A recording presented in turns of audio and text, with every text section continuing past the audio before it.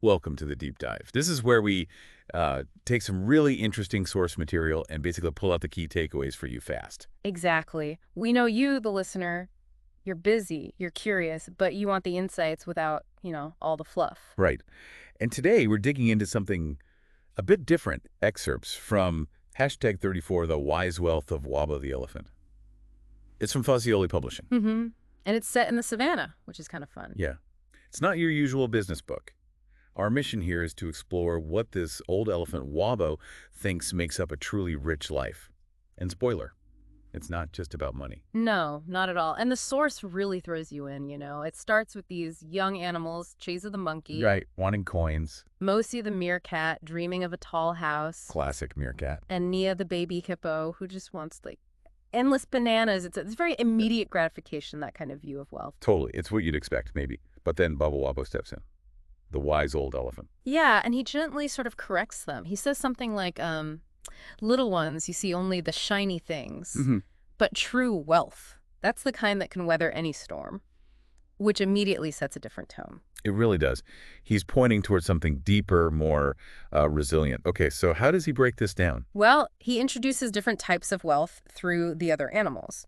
First up is time. Ah, yes. Temu the tortoise. Exactly. Tamu, always unhurried, always observant. Wabo's point is about the value in not rushing and actually seeing the world. It's a lesson in presence, isn't it? Not just moving slow, but being aware, taking in the small things we usually miss. Absolutely. And it makes you think, for you listening, Mm. how often do we really do that? Just be present. Wabo seems to be saying that our attention itself, that mindfulness is a kind of wealth. That's a good point. It affects everything, really. Yeah. Okay, so from time, where does Wabo go next? He moves to connection, friendship. He uses the weaver birds as the example. Oh, the weaver birds. I like that bit. Yeah. Building their nest together, helping each other out. Right. It's all about community, shared effort, support.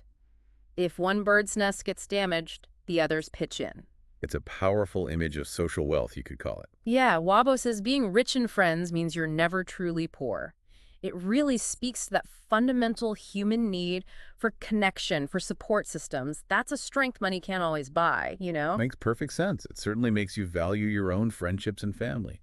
Okay, what's the third type? The third is mental wealth, and the example here is Leela the leopard. Leela. Now, she's not just strong. She's depicted as thoughtful. Very. She observes, she thinks before acting. The source even says she nurtured her thoughts and dreamt with intention. Dreamt with intention. I like that.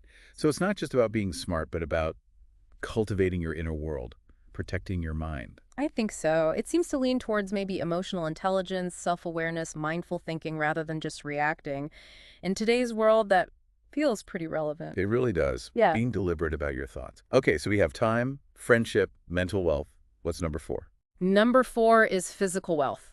And the character for this is young Simba the lion. Ah, the future king. Right. But it's about his journey to becoming strong. It wasn't automatic. He had to train, run, climb. The source mentions learning the importance of rest, too. So it's about building and maintaining your health and strength. Exactly. Wabo's lesson is pretty direct here. Physical wealth is your strength and health, and that a body you take care of allows for a longer, more fulfilling life. It's foundational, really. Hard to enjoy the other wealths if your health isn't there. Spot on. It underpins everything else. It's not separate, it's integral. Okay, that makes sense. Which brings us to the 5th one, which I assume involves money. It does, finally. Financial wealth, but maybe not in the way you'd first think. The example is the honeybees. The honeybees. Okay, how do they fit in?